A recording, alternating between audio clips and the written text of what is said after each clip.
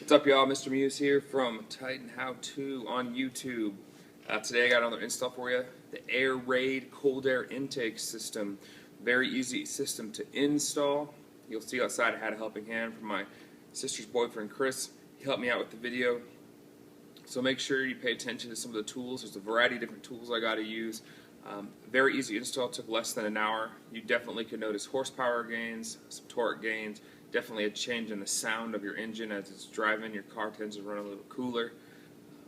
Really easy install overall. Make sure you subscribe if you like the video. Let me know how I'm doing. You got comments, let me know so I can help you out. Visit titantalk.com. Looking for auto parts. These Airaid intakes run anywhere between $200 and $300. Good places to buy them. Tap Auto Parts if you have a need for any type of auto parts for your car or truck. Check them out as well. And let's get Very important. Step one, disconnect the negative side of your battery. Step one is complete. Step two, unscrew these two cowl bolts. Once those are unbolted, lift straight up on the top half, which is up here. Remove this cover. Next step, after you took off the two bolts that were seated here and here, you pulled up on the back grommets here. It's kind of a hard pull. There's one on each side, so grab from the back and pull up. Next, you'll see that there's two clamps here. You have to use a pair of pliers. You're going to slide those back, one there and one on this side right here. Those are both slid back, and we'll remove those. All right, as you can see, the next step, we loosen these clamps. We loosened the clamps on the hose, disconnected them, and also loosened this C-clamp over here. So now we can just lift it right on out of the vehicle. Alright, as you can see, the next step, you're going to take your MAF or your mass airflow sensor. You're going to start unscrewing. There's two bolts or screws right here. They're just Phillips head. Be very careful, they're very small. So let's get that taken out. Alright, next step, you're going to take a pair of pliers. Pinch this little silver part. It'll pop this connector right off the airbox lid to leave inside the car.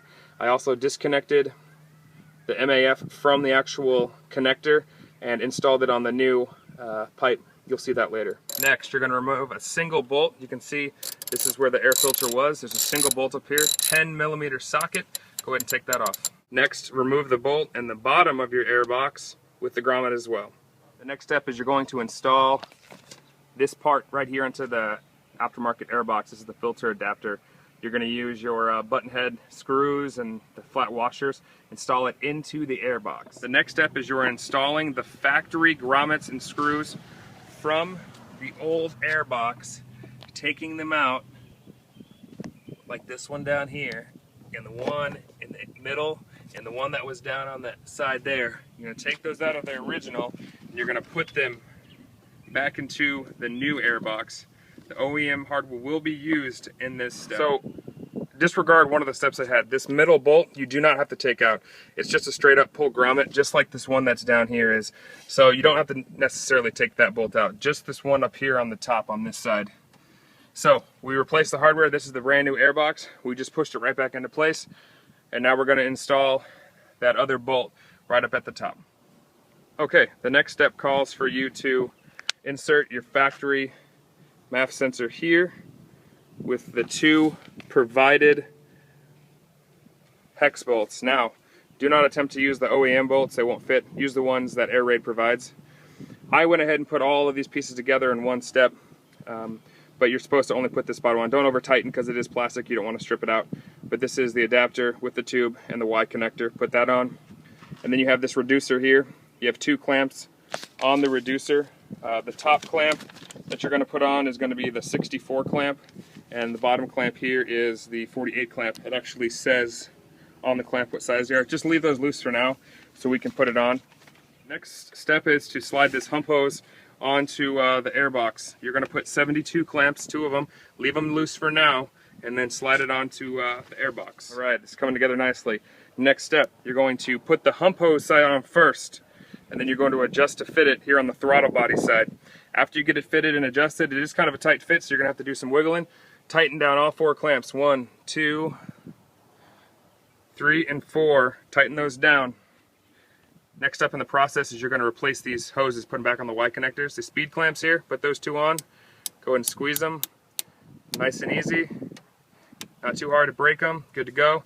and take your pair of pliers again, and you're going to move these spring clamps back down over the hoses. Now this was a tight fit as well. It seems to be a little longer than the stock ones. So just wiggle them in, move the tubes, make them fit, and this process is nearly complete. All right, we're going to remove this bracket here. This is the factory engine cover mounting bracket. Because of the pipe and the diameter of it, the engine cover won't fit, so we have to put new bolts on here. So these are two 10mm bolts, and we're going to remove those to take the bracket off and put some new bolts in to help compensate. As you can see, we removed the bracket.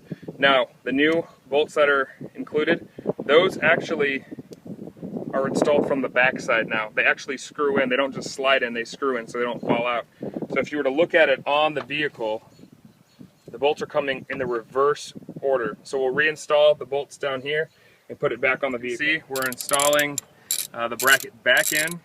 The next step here is to actually put the filter on. As you can see, we're installing the filter here using an 8mm or flathead to tighten down the largest C-clamp you have. Make sure it's pretty tight. It looks like it's a 104 C-clamp. Tightening that down real tight. All right, we got a real easy next step. We're going to take this weather stripping and we're going to install it on the top of the box. That's going to give you a nice tight seal when your hood is closed.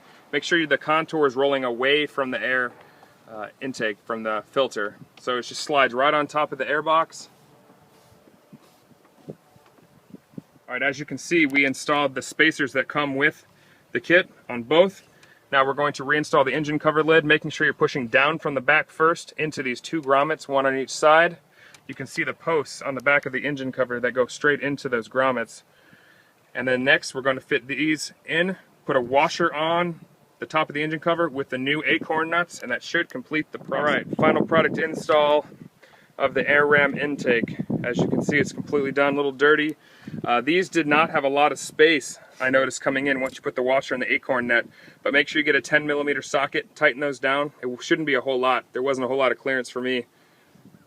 Last step, put the negative battery terminal back on, go reset all your radio stations that just got reset, and then fire the baby up. Make sure you don't have a check engine light, which you should not, because you use the stock MAF right here. And enjoy the extra horsepower, extra torque, and increased gas mileage.